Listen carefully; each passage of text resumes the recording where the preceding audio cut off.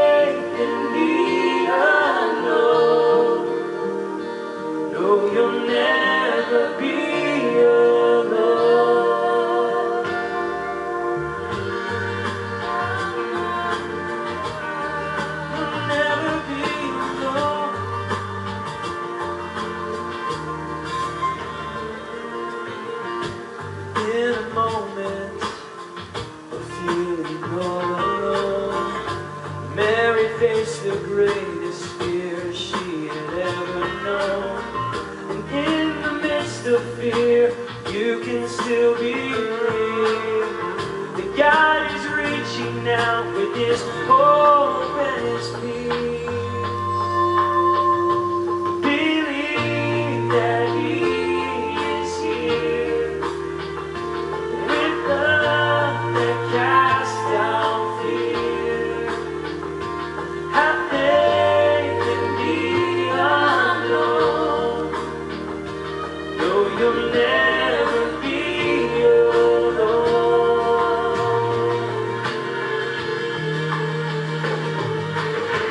Through the night, through the fire, through the storms, I will not lose my faith. I believe that you're here with me. Every fear that I have, you've taken away. All that's left is your love and my hope and my faith.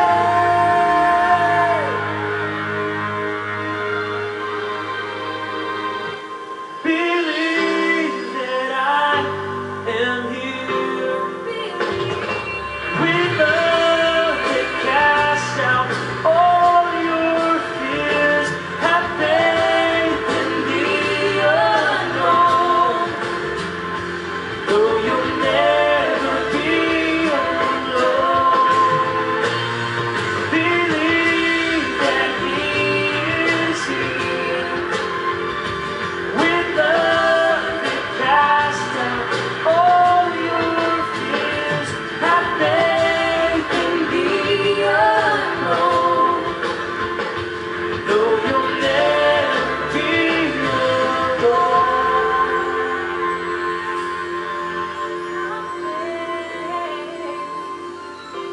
Though you'll never be alone.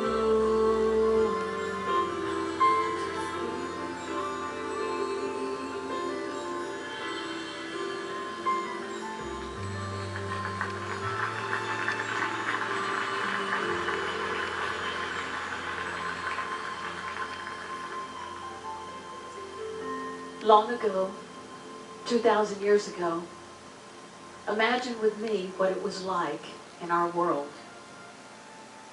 There was spiritual darkness and oppression everywhere. The Roman government was in rule. Caesar Augustus was emperor at the time. The people of God had lived under oppressive governments for 400 years. They had heard from the prophets, and in fact it was written of the prophets that a Messiah would come that would set them free, a deliverer, a Savior.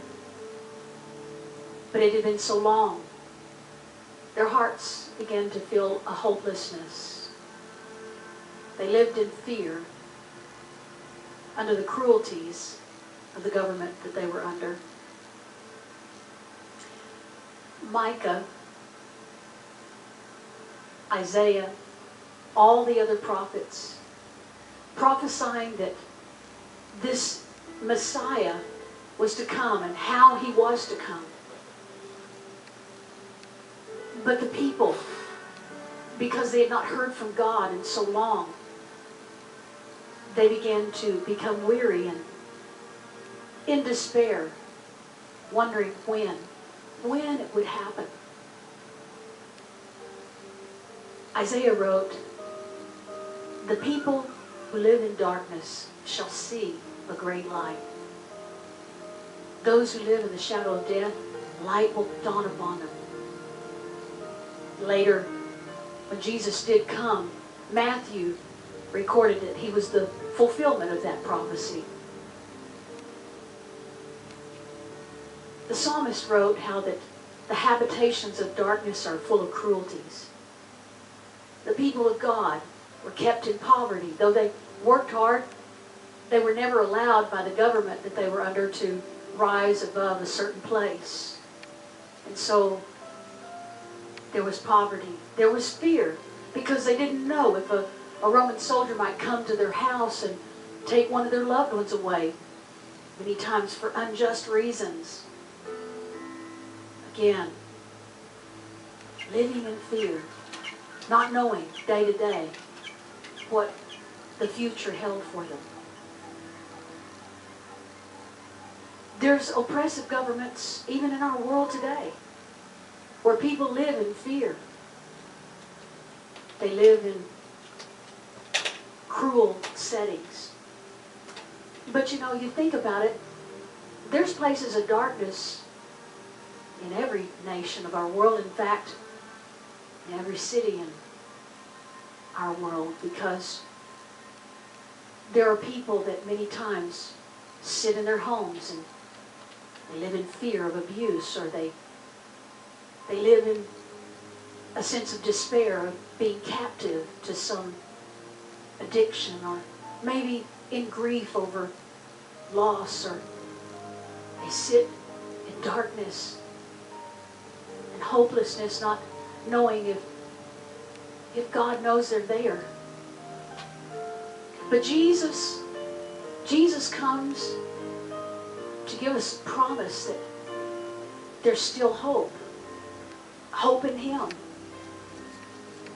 Isaiah also wrote that a virgin would conceive and she would bring forth a child, and they would call his name Emmanuel, meaning God coming down to live with us.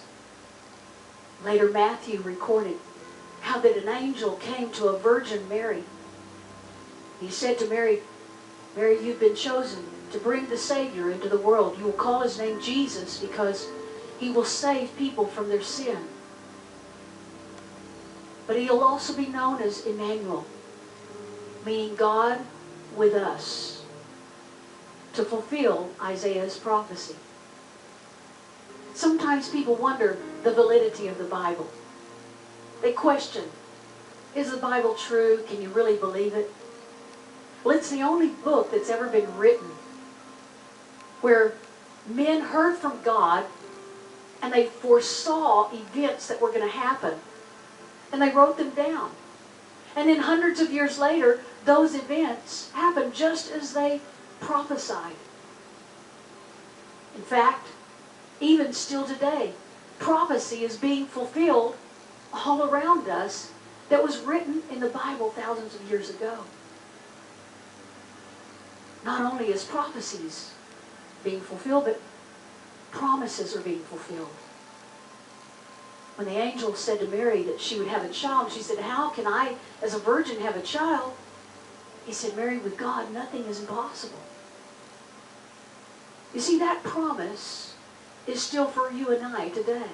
It's still for us because God says to you and me, if we can believe, all things are possible with God. There's nothing impossible with God if we can believe. And tonight, if you can believe, God can work miracles in your life.